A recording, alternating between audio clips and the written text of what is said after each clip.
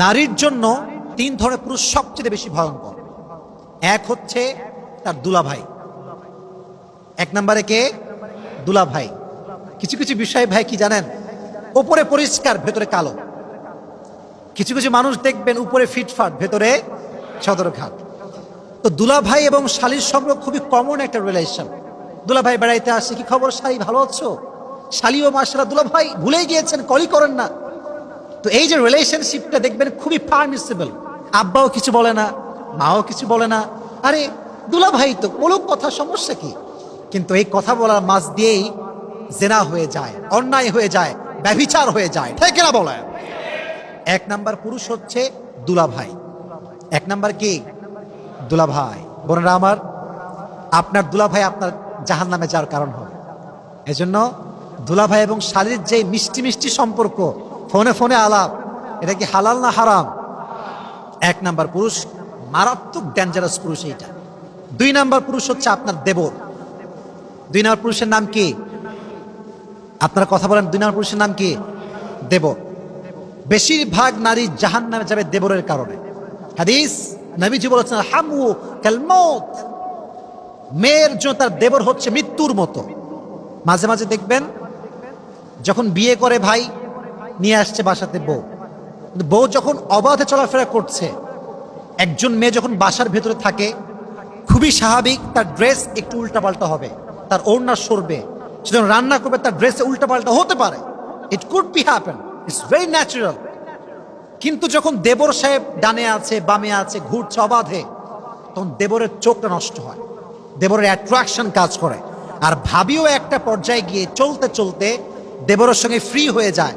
আর মাশাআল্লাহ, যদি স্বামী বিদেশ থাকে তো তার কোনো কথাই নাই, দ্য ম্যাটার ইজ খালাস, পুরোটাই খালাস।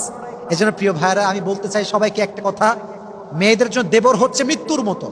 এজন্য বেঁচে থাকা অবস্থায় কোনোভাবেই দেবরের সাথে কোনো মেয়ে হারাম রিলেশন করতে পারবে না। সমস্ত মেয়েকে জাহান্নামের আগুন থেকে বাঁচার তৌফিক দান করুক না, আমিন। তিন নাম্বার যে পুরুষ নারীকে, এটা খুবই সেন্সিটিভ প্রিয় ভাইয়েরা, আমি যা বলছি I have researched about it, খুব মনোযোগ দিয়ে আমি রিসার্চ করেছি। মাঝে মাঝে আমরা এমন কিছু কাজ করি আমাদেরকে জাহান্নামে নিয়ে যাবে, but we don't have any idea about it, আমরা জানি না। তিন নাম্বার পুরুষ, এটা মনোযোগ দিয়ে শুনবেন, এটা আমার লাস্ট কথা। তাকবীর দেন, লিল্লাহি তাকবীর। কিছু কিছু পুরুষ দেখবেন দেখতে অনেক ভদ্র, মানে what they show is they're very honest, but in actual fact they are not honest, they are cheater, they are বাটপার। দেখায় ভদ্র কিন্তু বাটপার। মেয়েদের সঙ্গে মিষ্টি মিষ্টি কথা বলে, ছলনাময়ী কথা বলে, মেয়ে তো মাসায় পড়ে যায়, এই কত সুন্দর যুবক রে, এরকম যুবক তো পাওয়াই যাবে না। কিন্তু এই একটা যুবক, এরেও পটাইছে আর 10টার গার্লফ্রেন্ড আছে, এরকম যুবক আছে না নাই? জালিয়াতি মার্কা যুবক। তাহলে বোঝা গেল, some young generation, some young people, they look smart, they look stylish, they look they're very honest, but they are not. In actual fact they are cheated, they are বাটপার। এটা ভালো না আসলে। তো মেয়েদেরকে বলবো, বোনেরা আমার, মেয়েরা একটু বেশি আবেগী হয় ভাই, সবাই আমরা জানি। একটুতে ম্যাও করে কান্না করে, বোঝে কম, চিল্লায় বেশি, খুবই স্বাভাবিক, কমন একটা গুণ মেয়েদের আর কি।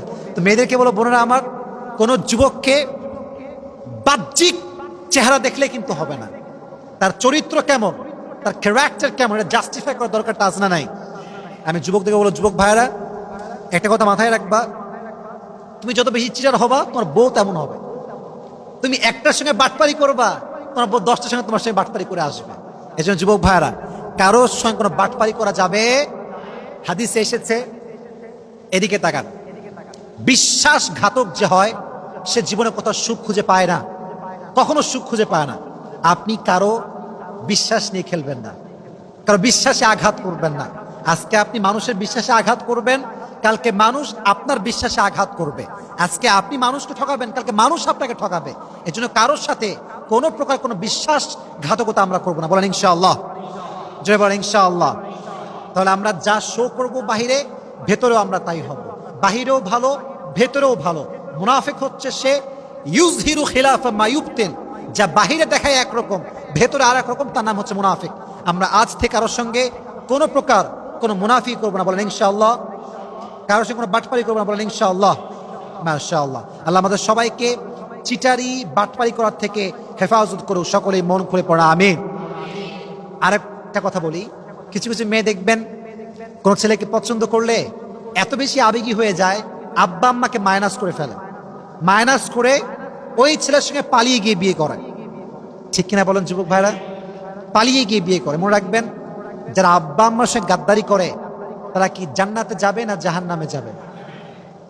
রিদাউর রব্বি ফি রিদাইল ওয়ালিদাইন ওয়া সাখতুর রব্বি ফি সাখতিল ওয়ালিদাইন। আল্লাহ বলছে, তুমি জান্নাতে প্রবেশ করতে চাও, জান্নাতে তুমি তোমার আব্বা আম্মাকে সুখী করে দাও, আমি আল্লাহ তোমাকে জান্নাত যাওয়ার টিকিট দান করে দিব। সুবহানাল্লাহ পড়েন। এজন্য কোনো স্টাইলিশ পুরুষের পাল্লায় পড়ে মেয়েরা যারা আবেগী না হয়ে যায়, আল্লাহ আমাদের বোনদেরকে বোঝার তৌফিক দান করুন। সকলেই পড়ে আমিন। তাহলে বোঝা গেল নারীকে 3 ধরনের পুরুষ জাহান্নামে নিয়ে যাবে। 1 নম্বরে, এই তো মাশাআল্লাহ, 1 নম্বরে, 2 নম্বরে, 3 নম্বরে ওই যুবক যে দেখতে ভালো, ভেতরে উপরে ফিটফাট, ভেতরে আল্লাহ আমাদের বোনদেরকে বোঝার তৌফিক দান করুন। সকলেই পড়া আমিন। জাহান্নাম থেকে কেমন করে বাঁচতে পারি? কয়েকটা আমল, মনোযোগ দিয়ে শুনবেন। আগেই একটা বিষয় ক্লিয়ার করি, জাহান্নামের জীবনটা শুরু হবে কবরে যাওয়ার পর থেকে। কোথায় যাওয়ার পর থেকে? কবরে।